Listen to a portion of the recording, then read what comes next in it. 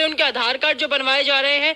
नेहा दुआ जी इस वक्त मेरे साथ है। नेहा जी, क्या कहेंगी आप इस पर, जो घुसपैठियों के बच्चों के एडमिशन ईडब्ल्यू कैटेगरी में हो रहे हैं, ईडब्ल्यूएस कैटेगरीज में? देखिए, ईडब्ल्यूएस कैटेगरी जो है वो इसलिए बनाई गई थी कि गरीब बच्चे, जो झुग्गी बस्ती में रहने वाले बच्चे हैं, उनको इसका लाभ मिल सके। लेकिन केजरीवाल जी ने तो इसका मायने ही बदल दिए।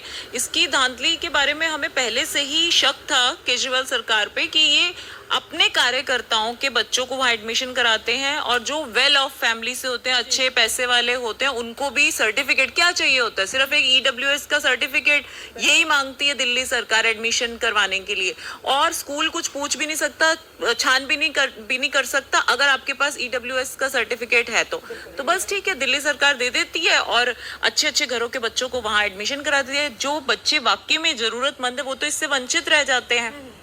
दूसरा, ये जो रोहिंग्यास के बच्चों को एडमिशन करवा रही है, कहीं ना कहीं ये हमारे देश की सुरक्षा के साथ समझौता कर रही है केजरीवाल सरकार।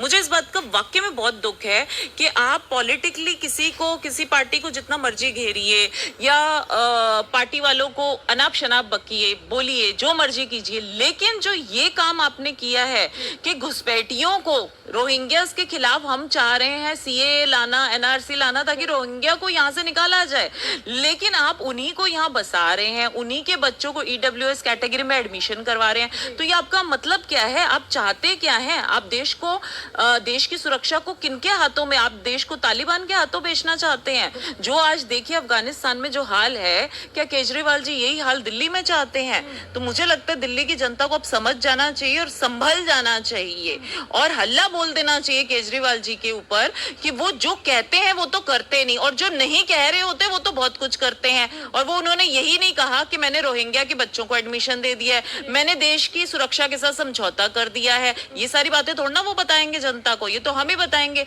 और देखिए, जो सड़कों का आज पानी, एक दिन की बारिश दिल्ली का सारा हाल जो है वो बयान कर देती है।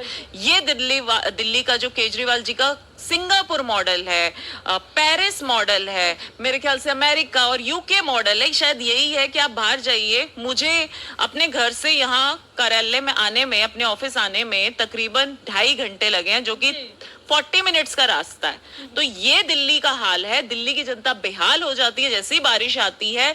यहाँ तक घुटनों से ऊपर तक पानी भर जाता है, गड्ढे ही गड्ढे हैं, और आप कुछ नहीं कह सकते। आप 6 साल से यहाँ पर, पौने 7 साल होने वाले हैं, आप 7 साल से यहाँ पर राज कर रहे हैं। आपने दिल्ली की जनता को दिया क्या है? घुटनों भर पानी, गंदा पानी, प्रदूषण, और एक भी स्मोक टावर नहीं है, और ऑक्सीजन की कमी, ये सब आपने दिया है दिल्ली की जनता। और तो और सुरक्षा के साथ भी समझौता कि ईडब्ल्यूएस कैटेगरी को भी आपने बेच दिया है। तो दिल्ली सरकार से ये जो दिल्ली की जनता है वो वाकई में अब बहुत परेशान है। और मुझे लगता है आने वाले विधानसभा चुनाव, ठीक है, चाहे 3 साल बाद हो, 4 साल बाद हो, ये उनको करारा जवाब मिलने वाला है।